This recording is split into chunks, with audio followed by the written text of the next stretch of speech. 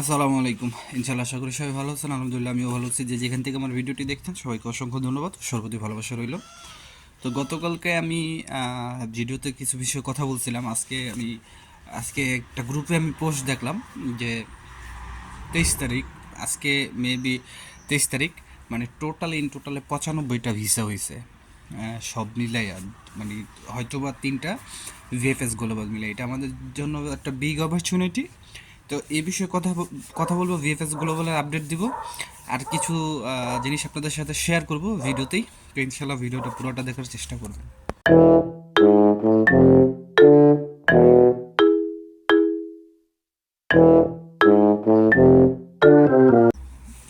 তো সব কিছুর জন্য আলহামদুলিল্লাহ।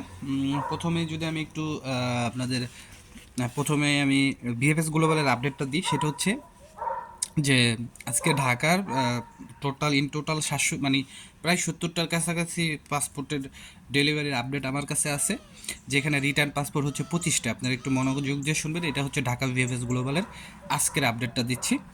আজকে আজকে হচ্ছে রবিবারের আপডেটটা দিচ্ছি, যেখানে রিটার্ন পাসপোর্ট হচ্ছে 25টা, ফ্যামিলি ভিসা হচ্ছে 10টা, 2024 এবং 2025 সালের। এই জিনিসটা আমার খুব ভালোই লাগে যে আপনার যারা এখন নতুন জমা দিতেছে তারাও পাচ্ছে। তারপর স্পন্সর ভিসা হচ্ছে 6টা, 2023 এবং 2024-এর। এগ্রিকালচার হচ্ছে 3টা, 2023 এবং 2024-এর। তারপর ট্যুরিস্ট ভিসা হচ্ছে 3টা, 2024 সালে। অনেকে আমাকে ট্যুরিস্ট ভিসার কথা বলে যে ভাই আপনারা শুধু ওয়ার্ক ভিসার ফ্যামিলি ভিসা নিয়ে কথা বলেন, ট্যুরিস্ট ভিসা নিয়ে কোনো কথা বলেন না। আসলে ট্যুরিস্ট ভিসা তেমন একটা আপডেট পাওয়া যায় না। আর এই যে আপডেটগুলো, এগুলো কিন্তু কালেক্টেড আপডেট। আমরা তো আর কেউ জব করি না সেইখানে, বা আমাদের এরকম কোনো মানে অথরিটিও নেই যে তাদের ফোন দিলেই মানে আমরা নিউজগুলো পেয়ে যাব।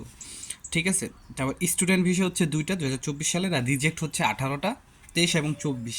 এখানে একটু আমি আপনাদের একটা জিনিস বলবো, আমি আগে আপডেটটা দিয়ে লই। তারপর হচ্ছে চিটাগাংয়ের ডেলিভারি আপডেট 17টা, যেখানে ফ্যামিলি ভিসা হচ্ছে 4টা।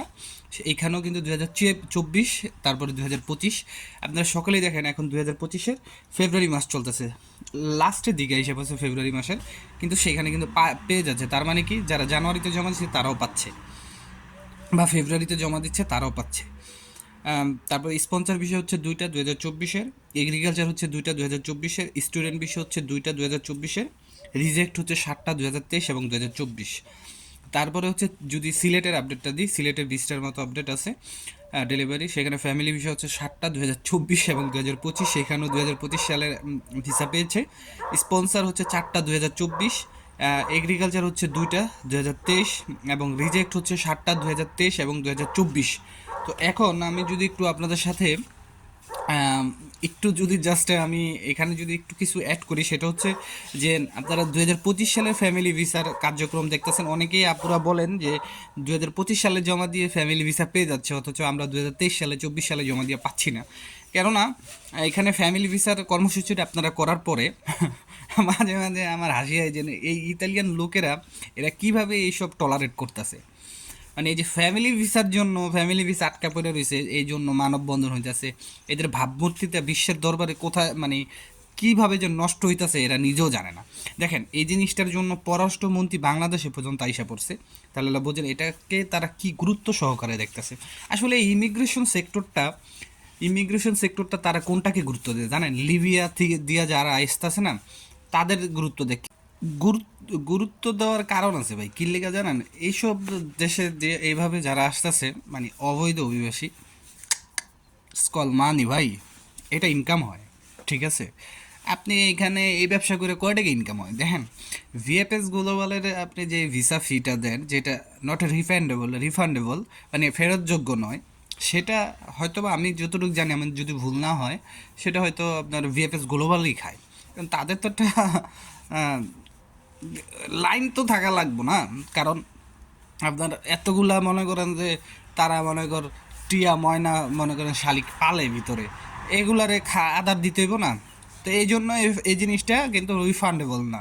তো অনেক দেশের ক্ষেত্রে কিন্তু এটা রিফান্ডেবল। তো এই জিনিসটা আপনারা কখনো ফলো করেন নাই। এই যে মনে করেন যে প্রায় 1 লাখ মানুষ যেন আপনারা কাগজ জমা দিলেন, যদি 20,000 করে হয়, কাগজ জমা নিব না কি লেগে ভাই? দেখছেন আমার হাত কীভাবে চুলকাইতেছে, ট্যাকার কথা শুনলেই হাত চুলকায়।